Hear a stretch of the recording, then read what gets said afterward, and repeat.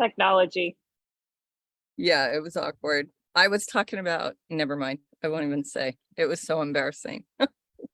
Because then I'm going to do it twice and it'll be even more embarrassing. Okay, let me mute my cell phone and pull up the page so I can follow your comments, you guys. Happy Wednesday. Welcome, welcome. Good evening, good morning, good afternoon, wherever you might be. We are live. Tell us if you can hear us on the Facebook page. Tanya, thank you. Thumbs up, thumbs down. Can you hear us? How's the sound? How's the audio, visual? How's all of that? And Ruby, I made you a co-host in case you wanted to screen share. Okay. And if I get bounced off, just keep rolling because my internet's been a little sketchy lately. So today we have Ruby from Real Dog Box and Feed Real Institute. Ruby has an amazing backstory. She wasn't even a dog owner when she started all this journey. You're actually a lawyer. You were a practicing lawyer? I wasn't a lawyer. I was a paralegal. I practiced white collar crime and international trade, and I did that for a few years. And moved on from that into consumer law. And it just, it's really funny how life works. Your passions and sort of adversity that you face, your challenges all sort of interline, and you're like, I'm going to do something else. And here I am. That's a huge shift to go from a clinical traditional type of job to like risking it all in a brand new industry that was just emerging. And you guys have a summit coming up.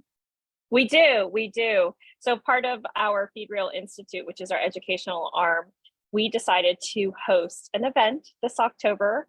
The Feed Real Summit is on October 14th here in San Diego, and we've got some amazing speakers coming. Rodney Habib is coming, Angela Ardolino, Dr. Ruth Roberts, Amy Renz, and Dr. Barbara Royal just confirmed to be on our panel. So that's a big, big plus for everyone that already bought their tickets. They're like, yes, now even more worth it to be there. Well, and I drug my toes and I missed the VIP, which sucks. You guys sold out like so fast. It was crazy.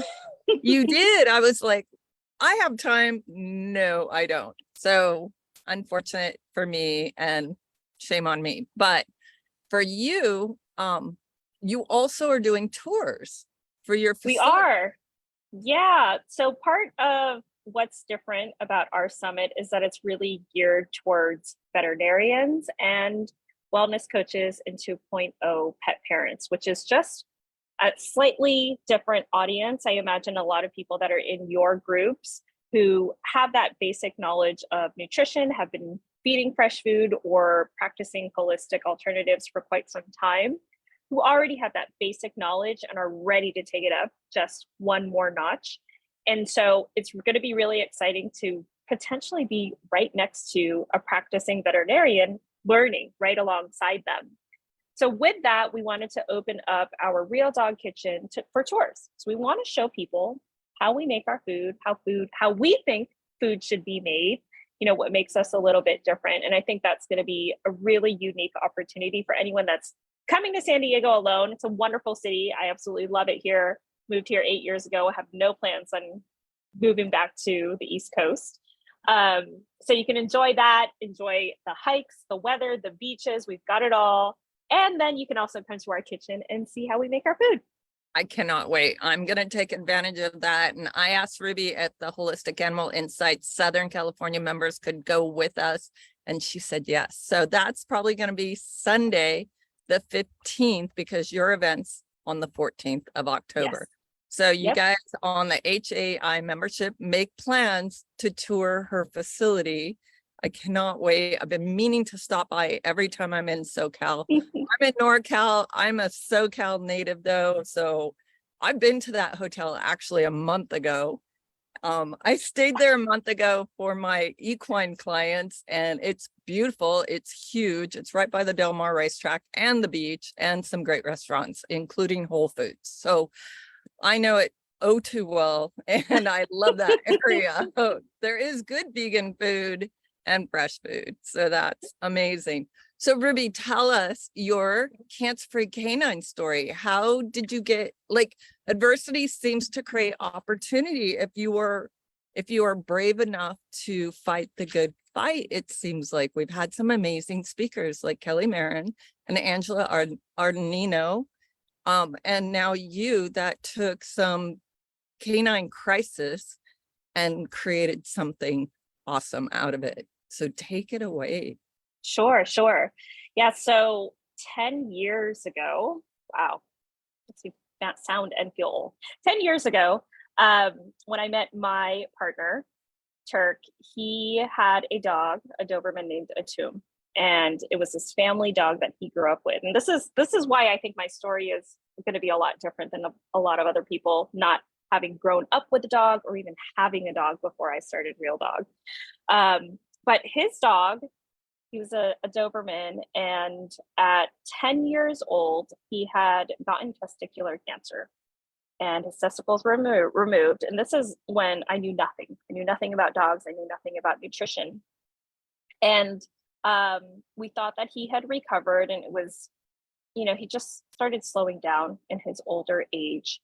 But by 12, he had these fatty lipomas, and that's what we thought they were, just fatty lipomas. And at some point, Turk's mom took him to the vet just to get them checked out. And it turned out that some of them were actually cancerous tumors. So it's MCT, mast cell.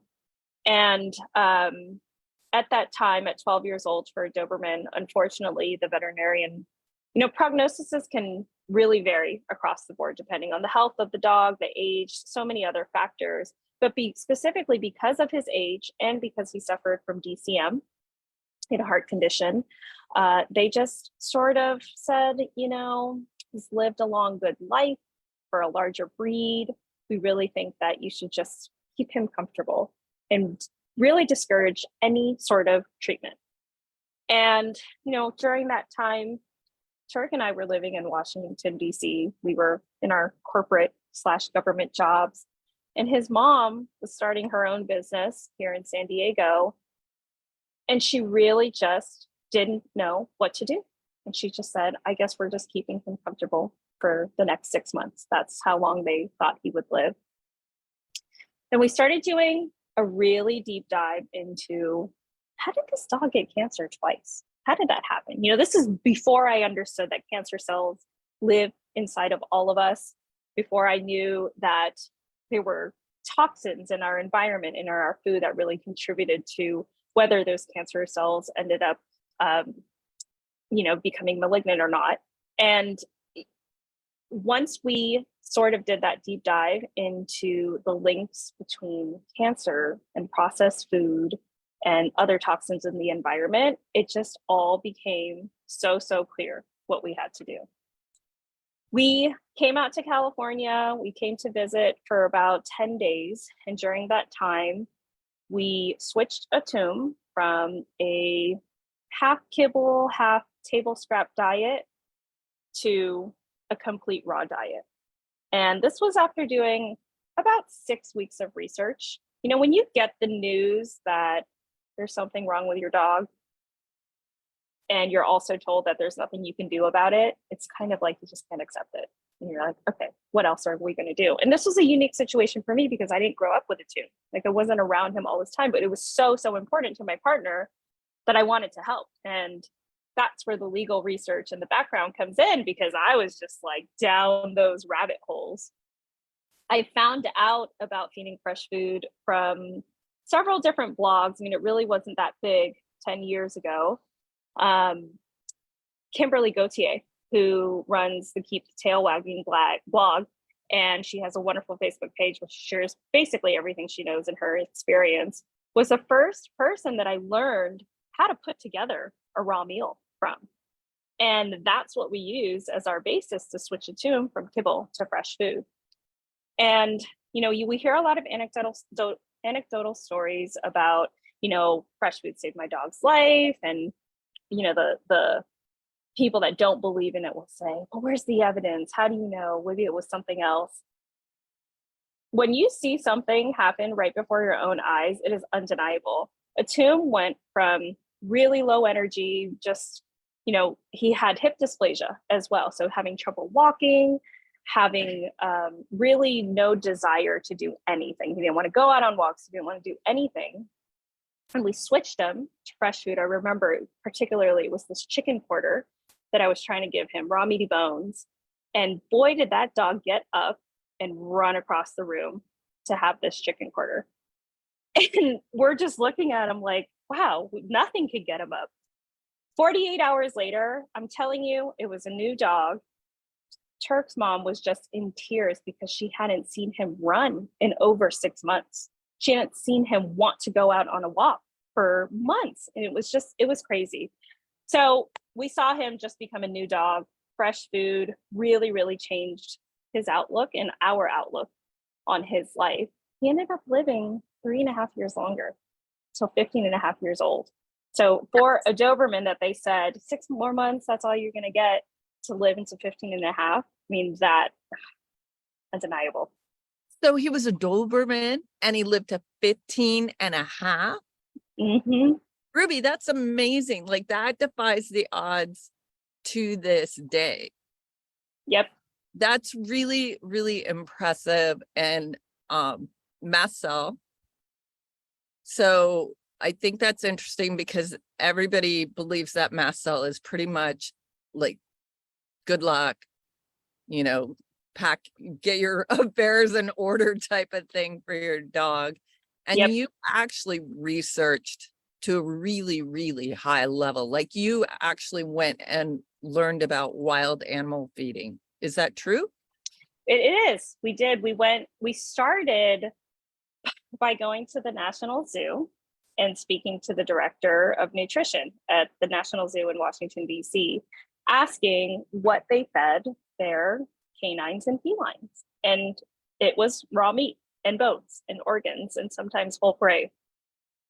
And, any expert that we spoke to who dealt with wildlife, and we would ask, like, well, why do you think our domesticated animals are fed something so vastly different? It's not like a minor change or adjustment to the diet. Like, oh, we're not going to feed meat and bones because we're afraid of choking, so we're going to grind it up. It's a completely different, highly processed food. And none of them had an answer. They just like, I don't know, just, that's what we learned in vet school, is that that's what dogs are supposed to be eating, and that's why we feed it. But we did. We went down that rabbit hole. I flew out to Sydney, Australia to meet with Dr. Tom Lonsdale, who's the author of Raw Meaty Bones. He very much pioneered the raw feeding movement in Australia, which I believe happened nearly 2 decades before it ever reached the US or the Western countries.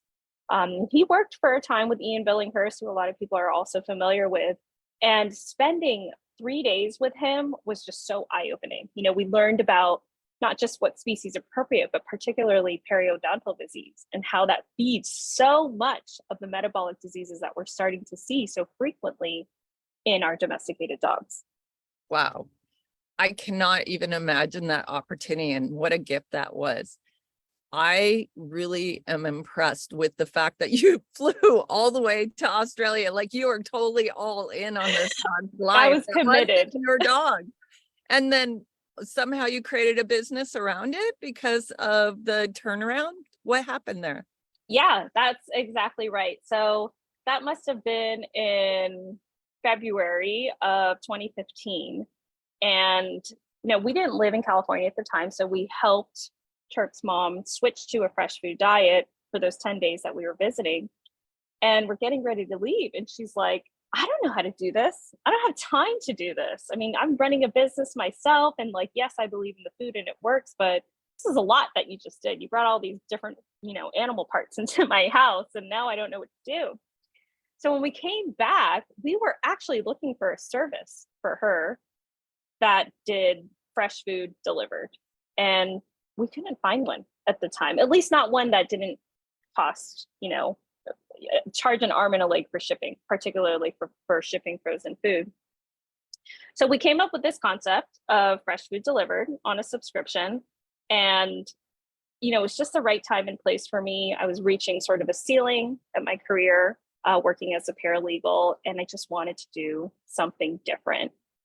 Something that really stood out to me and really was driving my passion behind fresh food was that because I didn't grow up with a dog, I wasn't accustomed to going to the grocery store and picking up dog food from the same aisle that they had laundry detergent and cleaning supplies. And when I had to do that for the first time, I was like, this is so weird. Like, why? You know, I just didn't grow up with that sort of mentality. And I thought it was really, really odd that we were feeding something out of a bag. And I distinctly remember a particular brand that had chicken breast, like this beautifully grilled chicken breast picture on the front, and then flipping it over and being like, where's the chicken breast? Like, it's not on the ingredient label. This can't be legal. Is this legal? Go home. And I was like, and it is. It was, and it still continues to be, right? And so the deceptive marketing practices that were just so blatant, that is what really drove me. And I'm like, not only did we heal this dog with fresh food, but we also see how people have been fooled. They've been deceived all this time by thinking they're feeding something wonderful that could likely be the cause of some of the health issues that their dogs are facing. I think it's shocking. I follow Susan Thixton and she talks about that also. And the lack of integrity in kibble food and what they actually put in the bag versus what's on the label. People really need to know that there's nobody governing and really watching what's in the bag and what's on the label, and that they don't match. I know Dr. Karen Becker and Rodney Habib, I think, did a study on the Canadian Raw Food Project or some other projects. They had like an outreach through Planet Paws and did testing on dog food. And I don't think it was equal at all.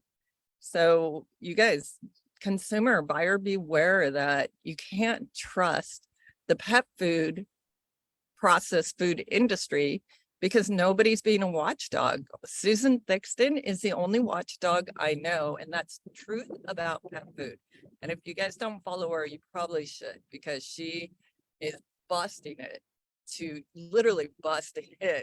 try to make a difference in our animals' lives. So Ruby, you didn't actually do like a ketogenic diet. I know Rodney Habib made the ketogenic diet kind of famous, and I had done, my own sisters had come down with different forms of cancer, and we learned about the Budwig diet, which is kind of a precursor to the ketogenic diet. Did you do anything different than just raw meaty bones and organs and any vegetables, any like supplementation? Did you go down that road? Not really. I know so much more now than I did then, but we started very basic. You know, what, you know, some people might deem as not complete, your 80-10-10, you know, your prey model raw, where you've got your meaty bones, your organs, and your extra protein. We always knew for some reason, and I don't know if it's because my partner's from Turkey and he's very big on the Mediterranean diet, we always included seafood. That has been a staple throughout, you know, from feeding a tomb to sort of coining our own real 6X ancestral diet, which is in the inclusion of seafood and also fur for fiber. And that was a little bit harder to source back then. Now I've got thousands of pounds of rabbit meat coming in, so a lot easier to get. But the other thing was Turk's mom, Mediterranean diet again, was really big on leafy greens. And she was like, we need to feed antioxidants. She's actually a biologist by trade and a chef as well. And so, you know, it was really funny because she was like, I have time to cook everybody else's food, but not to make my own dogs. But we stuck with those things primarily and added in leafy greens. No supplements, nothing else. So when you say leafy greens and they're Mediterranean, is that different than our leafy greens? I know like the Mediterranean culture often uses like fenugreek and some other like bitter herbs, things like that, that are a little different on their table as opposed to our dinner table.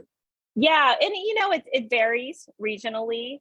It depends on where they are. In a lot of countries in the Mediterranean will tend to just source locally and get what they can get. Swiss chard, what we know is Swiss chard, there's a different type of chard that they have. That was almost always included. Some kale, because she's a chef and she was making paleo. So she was actually doing paleo food delivered for people. Amazing. So the concept of like not consuming excess carbs and sugar so as not to feed cancer was already present there. Why for her and so many other people that somehow doesn't translate from our diet to our dog's diet, I don't know. And until something happens, you're like, oh my gosh, it makes so much sense now. But once she saw it, she was like, oh, it's true. And she admit that, she'd given a lot of rice and something else on top of the kibble. And you just, when you know better, you do better. But until then, you kind of just think you're doing the right thing. But there was a lot of Swiss chard, kale, spinach, and those were all always cooked down. And I have a dog entering his senior years now, and I find that his appetite is nearly insatiable. Like he can keep eating, and part of it probably has to do with me recently neutering him at 8 years old. I do believe that, keeping a dog intact and those hormones that regulate whether or not they're truly hungry, that is really important. For other reasons, we did have to neuter him. But now it's like, I can't feed him enough food. And so just to prevent him from overeating, this is going back to a tomb, we wanted to make sure that there were some lower calorie options that were included with the meat and bones. So it's interesting. A lot of raw feeders don't talk about calorie content. And a lot of dogs on raw, you can see a distinctive difference in their body type. Like I can look at a dog and go, oh, that's a kibble dog because it's inflamed. There's an inflammatory look to them, and they seem to age pretty fast. They have this older look, maybe a grayer face. I actually was at a vet clinic many years ago, and there was this old grayed out dog, and I was like, oh, how sweet, because I have this heart for senior dogs. How old is your dog? And they're like 6. And I was like, I know they could see the horror on my face. I was just like, and I tried to smooth it over graciously, but it, they didn't hire me. They didn't need my opinion, but it broke my heart to see that. And you can just tell the difference. But metabolic issues, like you were talking about the teeth and not stimulating and creating this healthy dental microbiome, is actually detrimental also. I think we're just on the cusp of this knowledge. Yeah, no, if you guys haven't heard of Dr. Tom Lonsdale, he has a new book that just came out, the $1 Million Pet Food Con. Really quite interesting. He's just on a mission to call as many brands and veterinary schools and the government out for perpetuating such a terrible diet that we know isn't safe for our pets. But two of his first books, Raw Meaty Bones and Work Wonders, he really goes into depth about periodontal disease and how dental health is so important to the overall health of our cats and our dogs. And it's just like you said, you've got to stimulate that area. You got to move that bacteria around. There's good stuff and bad stuff in there, but you got to keep it moving. And it's really just fascinating. A great read that I recommend for everyone. Now, Ruby, I'm going to ask you also about the water that you fed your partner's dog. Did you guys consider like clean water, or were you just doing the tap water? You didn't make any changes other than food? We didn't. It was food alone. We used tap water here, California tap water. I drink California tap water. What? Well, I did up until about last year. And I'll tell you why. I myself didn't make the connection. So my partner, Turk, he had gotten kidney stones a few years back. And did not make the connection again. And now, until my dog, our current dog, Icon, who's an 8-year-old Anatolian Shepherd, started getting cystine stones. And the only reason I even thought about it is because one day we stopped drinking tap water and we have a rain reservoir outside in our backyard. And I would sometimes use that to water our plants, whatever. And I had some in a bowl and he started drinking the rainwater and only the rainwater. He wouldn't drink tap water anymore. And I was like, oh my gosh, it's in the water. It's in the water. So have you gone on the EWG website and actually Googled or like databased your water? Yeah. Yes. Yes. When was the And last time you did that? it's been a while. We found out about the cystine stones about a year ago and have been dealing with that. But I did also learn about a few cases. So right, we're in San Diego, we're between a couple of military bases. There's a lot of testing, not just of the water, but of weaponry and that kind of thing. Are you by San Onofre? No, we're close. So we're past Camp Pendleton, which is a little further north, but we're, Coronado's down here, and then they've got the Mira Mesa testing facility, which is just about 7 miles east of us. So it's all very, very close. I'm afraid to go back to EWG because I know that I'm probably going to see things that They've updated it. That's why I wanted to ask you. And now, so I check it all the time for clients. I show clients the EWG water database, and it's current to 2021 now. And 3 major cities, Las Vegas, LA, and Chicago, all are pumping testosterone in their water now. And I don't know if it's from the excessive use of Viagra or they're actually putting testosterone manually. I can't vouch for any of that, you guys, but just looking at for people, I'm like, wait a minute, what is going on here? And so that's so interesting. Just FYI, you guys, check your water. If you've never checked your water, www.ewg.com, and then look up the water database, put in your zip code. If you're on well water, it won't work, but yes. So what do you drink now? I'm on well. So I'm out in Shingle Springs. I'm 72 miles from Lake Tahoe. And so I'm out in the woods. That's why my internet gets a little jankety.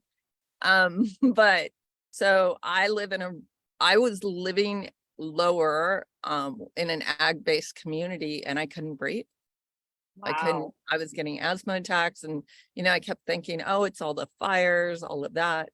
And then when I put my house on the market and drove up the hill up like 1,000 feet, my lungs cleared up. And I was just like, oh, gotta move. Yep. Yeah. That lifestyle is sounding more and more attractive to me. Yeah. Well, and San Diego's beautiful. And the fact that you have created this industry in like one of the highest priced cities ever is just amazing. Like I was literally thinking about that before we went live, is you probably pay incredible rent for your building, and you've got tons of employees. And I am vegan, so I look at your products and go, I know they're great for my dog and I really want to do more of it. My dog is super sensitive, so any little change is just like holding your breath. Can we get through this? But I follow you. I love your posts. I love everything you do. I'm a big fan, and I just celebrate you, Ruby. You're doing awesome. Thank you. So I didn't even get to this part. When we started out, we thought we were going to make raw food delivered. That was the plan. And, we quit our jobs. We had a little bit of money in savings, and we got here. We got all of our supplies, ground it up, put it into little containers to ship out. And we were like, holy crap, this is really expensive. No one knows who we are. No one's going to buy from us. And we had to scrap that idea really, really quickly because we were already renting out a facility that we were living in as well, because that's all the money that we had. And we ended up pivoting from making the fresh food and taking the same ingredients. These are the same ingredients that we fed it to that really changed his entire life. And we put them into our boxes, to our air dried treats and juice. And we're just like, we're just going to dry them. And basically, people can take this and make meals out of our own products. That's so smart. I love that idea. And so if you guys don't know, it's a subscription that it gets mailed out every single month, and you get to modify your box, and you've got different levels of boxes. And so your dogs can have healthy, natural, just health stimulating treats. Yeah, we wanted to create something that would complement any diet.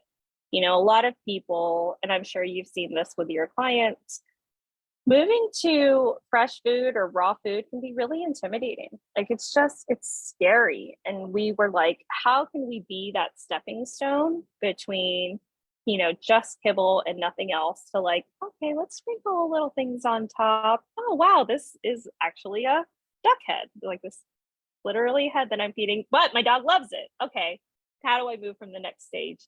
And that's a lot of the success stories that we see from our members is, I didn't know anything about this. It was a good place to start. And now I'm full on fresh food and couldn't be happier. Well, you're the gateway. You're the gateway to raw, which I love. That's awesome. So you also have a class, institution that is race certified, which people, if you don't know what race certification is vets are required to have like continuing education throughout their career. And so they have to take race certified courses to get certain number of points per year to keep their vet degree up to date. So congratulations on that. Tell us a little bit about that. Sure.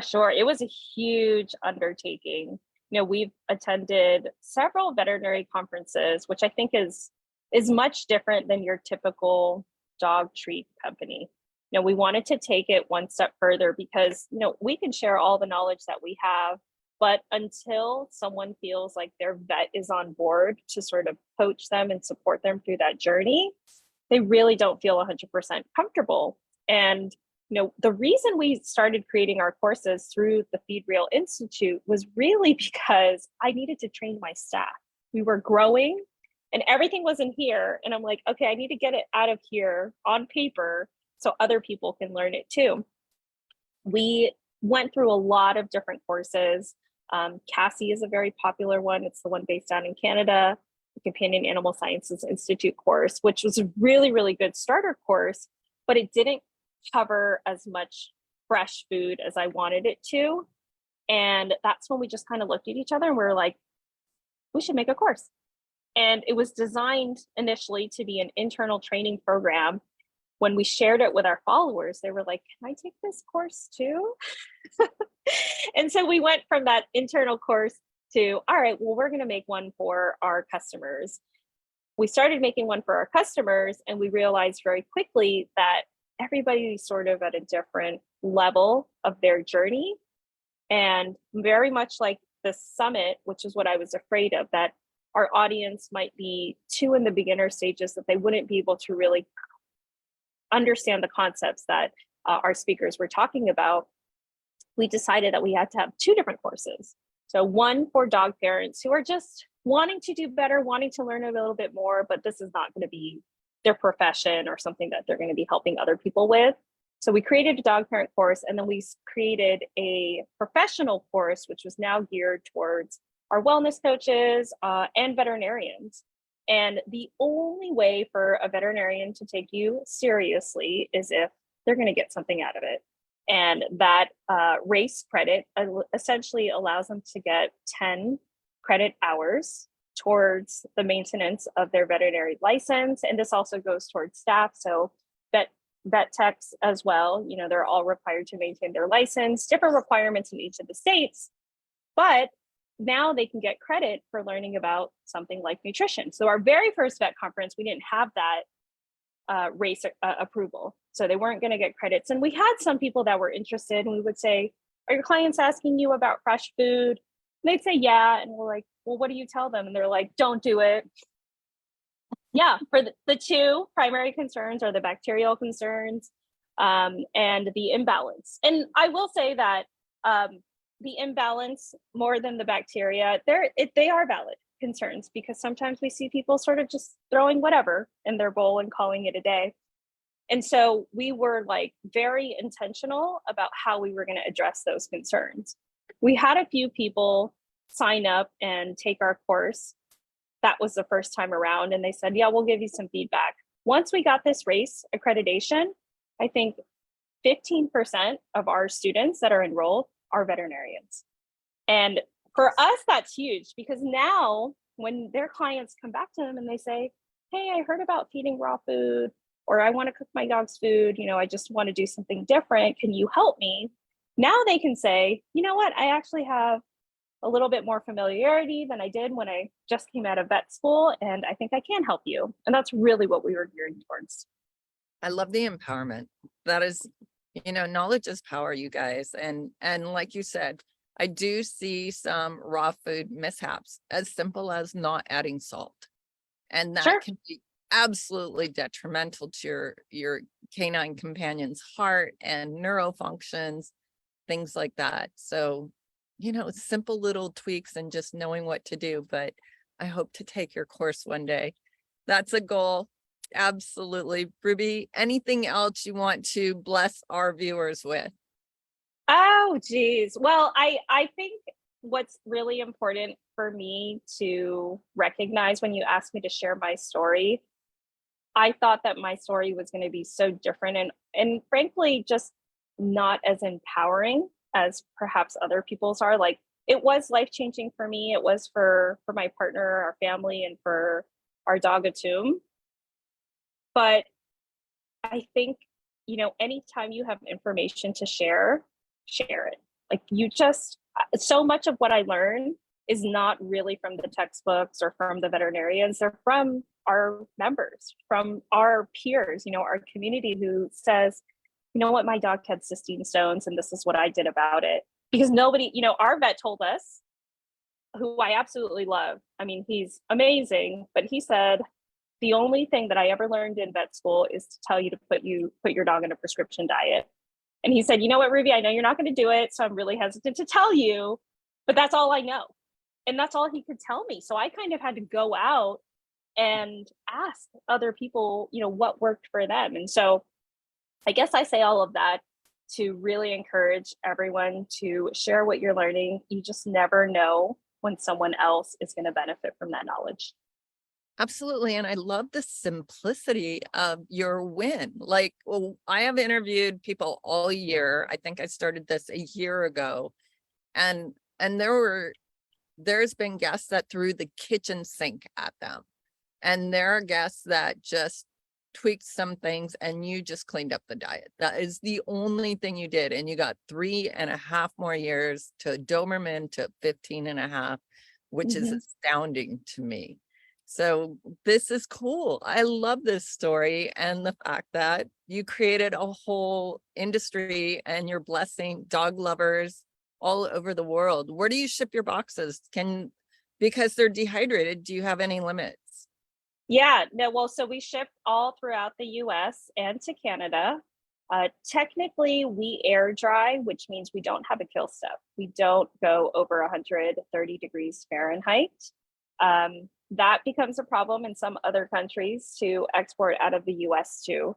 But I'm also a firm believer in food shouldn't travel very far. So frankly, I don't want to ship much further than Canada. I would like to build other regional facilities where we can source locally. And like whatever you're getting in your box, if you live in North Carolina, is going to be vastly different than the box that, people in the Pacific Northwest get. But we deliver all over. Our courses for the Feed Real Institute are available worldwide at our last workshop. So one thing that really makes our professional course different is you've got your academic coursework, and that is complemented by a hands-on interactive workshop that you must attend in person and put your meals together. That's awesome. That's right. You offered that last year on the Xmas Pet Expo, which you guys, we will be doing again this year. We're trying to figure out how to tweak it better. to make it more user friendly for all of us, the viewers and the presenters. So we are thinking about that. But you had that offer. Somebody actually won a course or an actual workshop. And I Mhm. thought that was so cool. So I think that's brilliant. People, you can tell people all day long and you can watch videos all day long about how to create a meal, but until you do it yourself, it's scary. Yep. We actually had two veterinarians in our workshop this past weekend. And I think it's a different kind of flex when you're in there and you're like, oh, my vet's making their food too, Yeah. and it just puts it all together. And so that workshop is available worldwide. We had someone from Bulgaria, from South Africa. So we tried to switch up the time so they can accommodate different places in the world. Excellent. I love that. You guys, I am just so excited how simple this was and what a great win. And this conversation is just beautiful. Hopefully it empowers all you pet parents to just not stress out over your dog's diagnosis and know that it can be just as simple as this. So Ruby, thank you for your time. Thank I look you. forward Thank you to so much meeting for having me. you. Yes, Yeah. yes, and doing our tours here. So we'll plan for Sunday the 15th, and grab your group, tell me their names, and we'll make sure we get them on the list to come by. Fantastic. Awesome. Thank you. Thank you. Bye.